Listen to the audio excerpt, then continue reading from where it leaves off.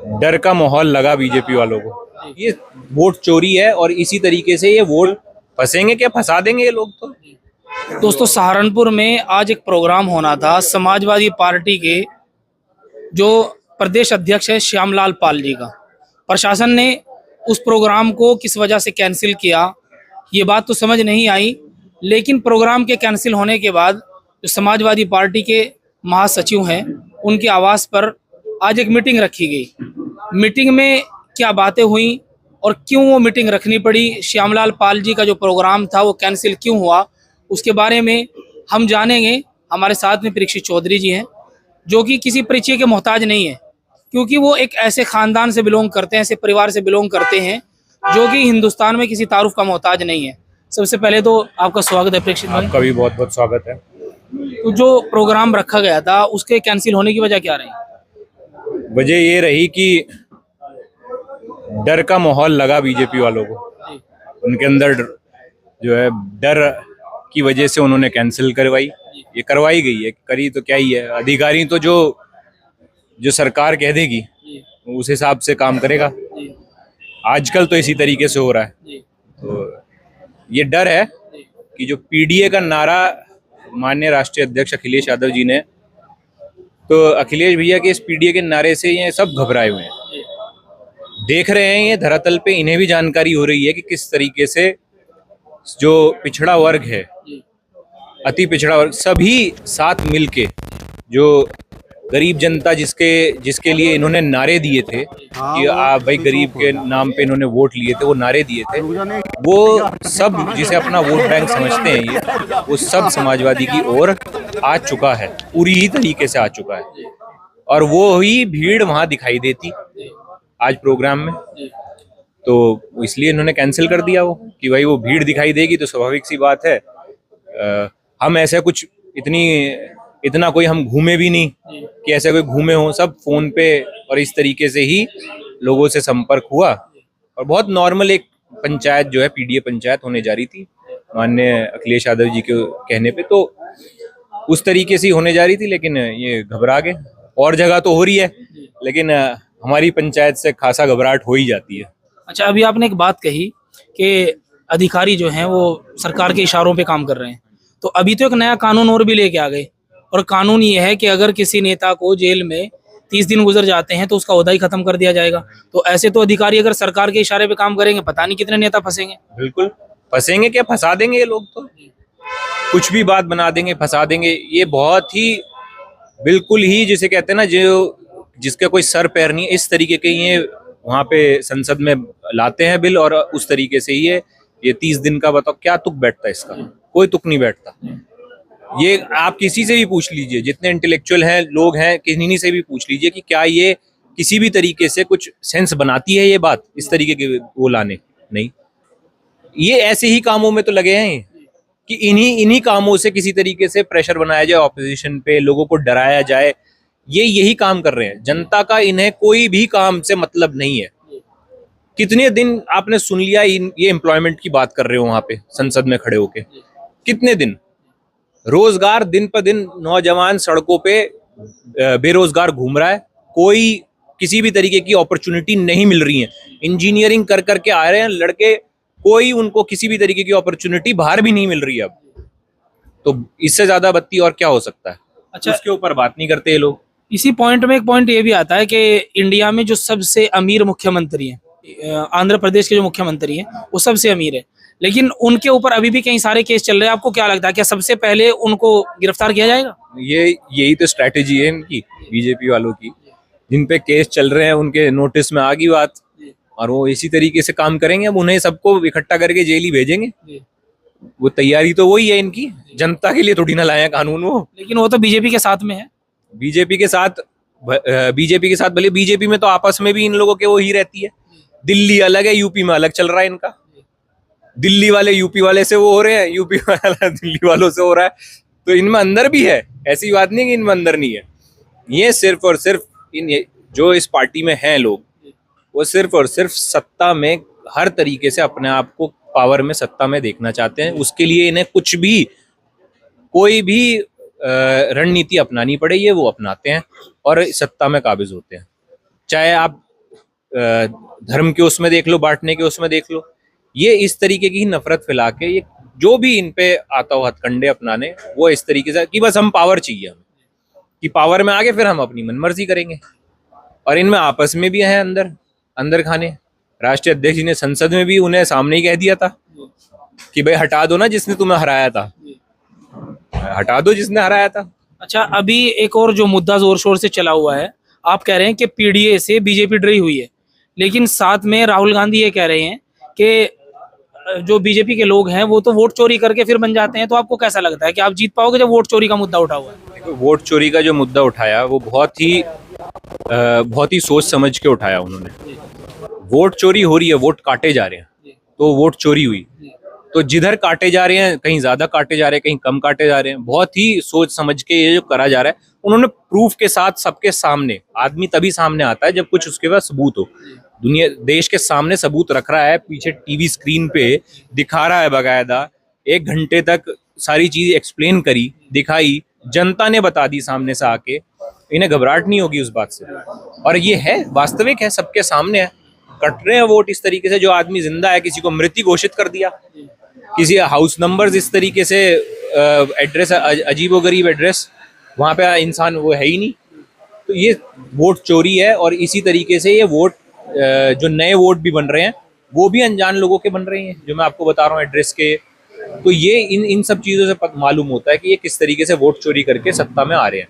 और ये बहुत ही कैलकुलेटिव मूव्स होते हैं इनके, कि भाई इधर से इतनी सीटें, उधर से इतनी सीटें, इस तरीके से। पावर में अभी है कौन? बीजेपी। कौन एंड अप होता है आखिरी में जाके पावर में? बीजेपी।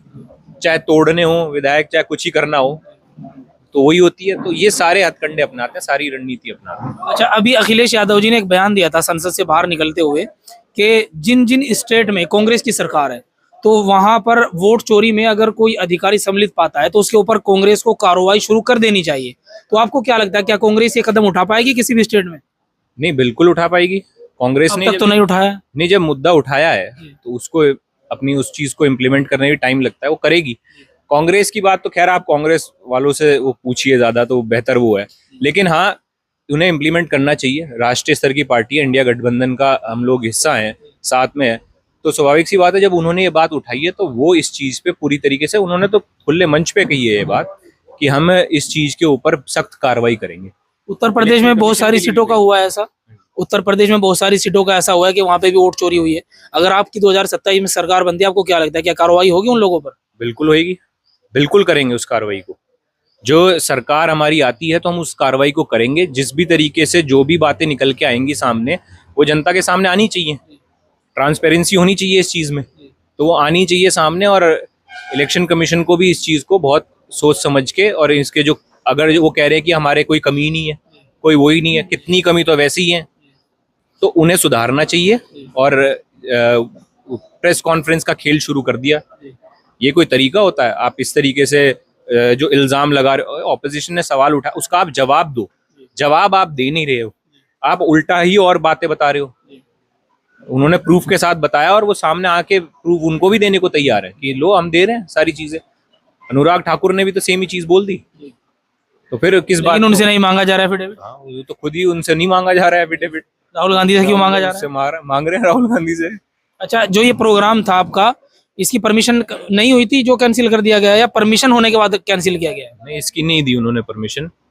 कभी जो बातचीत से मुझे मालूम हुआ कि जो डेलीगेशन गया भी होगा, तो वो गए और उन्होंने को कभी कम संख्या की, कभी इतने की कि इतनी कर लो, या इतने की कर लो। भाई देखो, कम संख्या यहाँ तो होती नहीं है।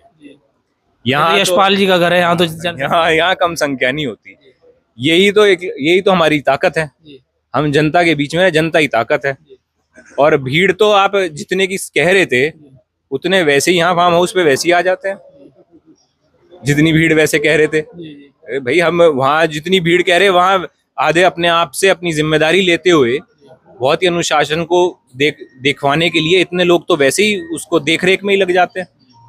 अपने आप ही जो है अपना कर्तव्य समझ के सभी साथी लोग वहां पे देख रेख में इतने लोग लग जाते हैं जितने की वो कह रहे थे। और हम कोई भाई रैली नहीं कर रहे थे, वो नहीं कर रहे थे कि वो कह रहे कि रैली है। रैली थोड़ी ना, पंचायत है। हमारी पंचायतों में इतनी ही भीड़ होती है। पंचायत आप झाड़वन फार्म हाउस पे भी यहाँ से लेके वहां तक जब कुर्सियां भेजती हैं तो संख्या जो कुर्सियों की होती है वो 10,000 के करीब यहाँ पे आ जाती है। तो जब नए साल पे परम पूज्य बाबा जी स्वर्गीय श्री चौधरी यशपाल सिंह जी के उनके समय पे नया साल जब वो मनाते थे तो सभी अपने अनुयायी कार्यकर्ता जो थे, सभी साथी लोग, परिवार, जो चौधरी परिवार, उनके साथ मनाते थे। तो बाबा जी के समय पे इसी तरीके से यहाँ पे नए साल पे पूरा भर जाया करता था। वैसे नए किसी से फोन, नए कुछ फोन भी नहीं, कुछ भी नहीं, बस ये पता होता था कि उधर इस तरीके से बाबा जी सबके साथ मनाएंगे, इस तरीके से यहाँ पूरा भर जाया करता था, जगह नहीं रहती थी। 2026 और 27 की क्या तैयारी है? 26-27 की ये तैयारी है, मेन तो 27 की है। 26 तो ये 5 सालों में ही आ गया, जो तैयारी हमारी चलती रहती है जनता के बीच में लगातार, जनता के जो मुद्दे हैं उन्हें उठाने का काम करना। 27 में जब सरकार आएगी तमाम इन्हीं चीजों पे, इन्हीं मुद्दों पे राजनीति होगी। राजनीति को जैसे माननीय राष्ट्रीय अध्यक्ष अखिलेश यादव जी ने पहले अपने कार्यकाल में काम करे, जिनको अब याद कर रही है जनता, उसी तरीके से उनमें भी इम्प्रूवमेंट लाई जाएगी और उनको भी अच्छे ढंग से लेके चला जाएगा और भी तमाम मुद्दों पे काम करा जाएगा। अभी मैं हाल ही में यहाँ पे किसान लोगों का मील में, प्राइवेट मील हो गई है नकुड़ में, वहां पे नौकरियों से निकाल दिया लड़कों को। नौकरी तो क्या देंगे, नौकरियों से निकाल दिया लड़कों को जो ऑलरेडी वहां पे थे, जो लोकल के थे, कि भाई 50 किलोमीटर दूर बाहर से लड़के हम लगाएंगे। तो लोकल अपॉर्चुनिटी कहाँ गई हमारी, मतलब लोकल वालों को। साइड वाले प्रदेश में भी कानून है, 75% आपको यहाँ से लेनी पड़ेगी, प्राइवेट इंडस्ट्री भी कोई हो तो उन्हें लेनी पड़ेगी यहाँ से। और ना ही कोई क्या कहते हैं जो लेबर है वहाँ पे, ना ही उन लोगों की किसी तरीके से लेबर की जो डिग्निटी है उसको किसी तरीके से मेंटेन, चाहे उनके वेजेस से रिगार्डिंग बात हो, चाहे तमाम तरीके की उनकी सुविधाएं हो, उनके ऊपर कुछ नहीं बात करी जाती कि भाई कि एक लेबर काम कर रहा है तो उसके राइट्स भी होते हैं कुछ। उन सब चीजों को सुरक्षित रखना, क्या चाहे प्राइवेट हो चाहे सरकारी चीज हो, सबका वो अधिकार होता है, उसको प्रोटेक्ट करने का कानून उसको वो देती है। तो वो क्या उनकी वेजेस के ऊपर बात आए, उनके इंश्योरेंस के ऊपर बात आए, हेल्थ इश्यूज होते हैं लेबर को, तमाम ऐसे मुद्दे हैं बहुत ग्राउंड। इन सब कोई मुद्दे ऐसे नहीं है जो ढंग के मुद्दों पे ये लोग बात करें। राजनीति को बहुत खराब कर दिया है, जो स्तर है राजनीति का वो बहुत गिरा दिया है इन लोगों ने। इन मुद्दों पे बात नहीं होगी, वहां पे कोई उनकी सुनवाई नहीं हो रही है, कोई बात नहीं हो रही है कि भाई इस तरीके से इतने लड़कों को नौकरी से निकाल दो। जहां भी जाओ देखो कि भाई नौकरी नहीं है। ये सबसे बड़ा मुद्दा है आज के समय पे देश में, बेरोजगारी का सबसे बड़ा मुद्दा। मैं इससे बड़ा मुद्दा नहीं मानता किसी चीज को। एक नौकरी एक परिवार में चली जाए तो पूरे परिवार का क्या, रिश्तेदारों का भी सफल हो जाता है जीवन। तो एक नौकरी देने में, पुराने समय में हमने अपने बड़ों से सीखा ये बात, बाबा जी की जो बातें सुनी हमने, बाबा जी नौकरी के ऊपर सबसे ज्यादा ध्यान देते। उस समय पे जब देश की अर्थव्यवस्था इतनी कमजोर थी, उस समय पे इस तरीके से नौकरियां लगा गिरी थी, चाहे कोई भी सेक्टर हो, किधर भी लगाई जा रही हो, इधर से लड़कों को नौकरियां लगवाने का काम करा था नौजवानों का, और वो आज तक है। और वो परिवार देखो जहां नौकरियां लगी हैं, उन परिवारों को किस तरीके से उनकी जो लाइवलीहुड है उनका किस तरीके से सुधर गया है। तो ये सीखना चाहिए हमें, उनसे प्रेरणा लेनी चाहिए, अपने इतने महान नेताओं से। हम बड़ों को भी देखते हैं, किसी की नौकरी के लिए कोई आया तो उसके लिए ऐसी मशक्कत में लग जाते हैं कि सिर्फ और कोई काम ही नहीं है, यही काम है। लेकिन हम सरकार में नहीं है, अफसोस की बात है, कोई हम इस तरीके की अपॉर्चुनिटी क्रिएट नहीं कर सकते, अपने इलाके में नहीं कर पा रहे हैं, क्योंकि सरकार में नहीं है। बहुत चीजें होती हैं कि सरकार से ही हो पाती हैं, 75% चीजें ऐसी ही होती हैं जो सरकार से हो पाती हैं। तो हमें उस बात का बड़ा वो होता है कि इस तरीके से देखे कि क्षेत्र के जो हालात हैं इस समय पे वो बहुत ही बद से बदतर हो चुके हैं। किसी चीज में इम्प्रूवमेंट किसी भी तरीके से नहीं है, कोई भी सेक्टर हो, आप कोई भी चीज उठा लीजिए। और नौजवान इसी तरीके से परेशान होके, हताश होके कहीं क्राइम की उसमें चले जाते हैं, कहीं किसी और चीज में लग जाते हैं, नशे में उसमें लग जाते हैं। इस तरीके से नौजवान पीढ़ी फिर खराब होती है। एक पूरी की पूरी जनरेशन को आप खराब करने का काम कर रहे हो। किस तरीके से देश के हालात सुधारोगे? विकास सिर्फ क्या हो गया, सीमित कर दिया। किसी भी नेता के उससे पूछ लो, भाई क्या ना कराया, वो मैं देखता रहता हूँ भाई माइक के सामने, भाई वो सड़क बनाइए, वो सड़क बनाइए, वो सड़क बनाइए। सड़क तो सभी बना सकते हैं, नीचे से लेके ऊपर तक सभी के हाथ में होती है। सिर्फ और सिर्फ विकास को इन चीजों तक सीमित कर दिया, सड़क तक सीमित कर दिया कि भाई सड़क का हो गया, वो फलानी सड़क होगी, ये विकास है। ये विकास नहीं है। सबसे बड़ा विकास तब होगा जब एक पूरी जनरेशन के लिए आप कुछ काम कर दोगे, एम्प्लॉयमेंट की व्यवस्था करोगे, वो सबसे बड़ा विकास होगा आज के समय में। इससे बड़ा विकास नहीं होगा कुछ भी। इसके बारे में सरकार को, सबको, ऑपोजिशन को, हम भी इन्हीं मुद्दों को उठाना चाहते हैं हम, और इसी के ऊपर राजनीति करना चाहते हैं हम नहीं चाहते भाई हम धर्म के ऊपर या इन सब चीजों के ऊपर, या ये जाति वो है या ये जाति वो है। सबको अपने कल्चर पे, अपनी जातियों पे, अपने उन पे गर्व है, ठीक है। हम इन चीजों पे राजनीति नहीं करना चाहते। हम राजनीति सिर्फ और सिर्फ एम्प्लॉयमेंट पे, तमाम तरीकों की हमारी देश में जो है साफ सफाई के ऊपर और इन सभी मुद्दों पे करना चाहते हैं, ताकि देश के लिए जो चीजें इंपॉर्टेंट है, जो बेसिक नीड्स है, चाहे स्वास्थ्य चिकित्सा हो, चाहे शिक्षा हो, ये मैं मानता हूं ये सबसे मेन है। एम्प्लॉयमेंट जो बेसिक नीड है, बताओ बेसिक नीड को हम इतनी इस सदी तक आगे हम इन चीजों को सुधार नहीं पा रहे हैं। भाई पुराने करके चले गए, हमें उसमें इंप्रूवमेंट लानी है ना। सरकारी स्कूल अगर जो दे दिए, बना दिए उस समय के हिसाब से जो थे, अब इंप्रूवमेंट होनी है, तो इंप्रूवमेंट कौन करेगा उनकी? हम ही तो करेंगे आके। उनके तरफ ध्यान नहीं है, कोई ध्यान नहीं है किसी भी तरीके से। बच्चे शिक्षा का जो है वो फिर वो नहीं मिलता, आगे कुछ और ही चली जाती है जनरेशन। नीचे से शुरू करना पड़ेगा। अब नीचे से जब शुरू करेंगे तभी कुछ होगा। तो ये थे हमारे साथ परीक्षित भाई, एक ऐसे परिवार से जो कि किसी परिचय का मोहताज नहीं है। आपने इनकी बातें सुनी, आपको इनकी बातें कैसी लगी और आप इनकी बातों से कितने सहमत, आप कमेंट करके ज़रूर बताएं। वीडियो अपने दोस्तों के साथ ज़रूर शेयर करें। मिलते हैं फिर आपसे अपनी अगली नई वीडियो में।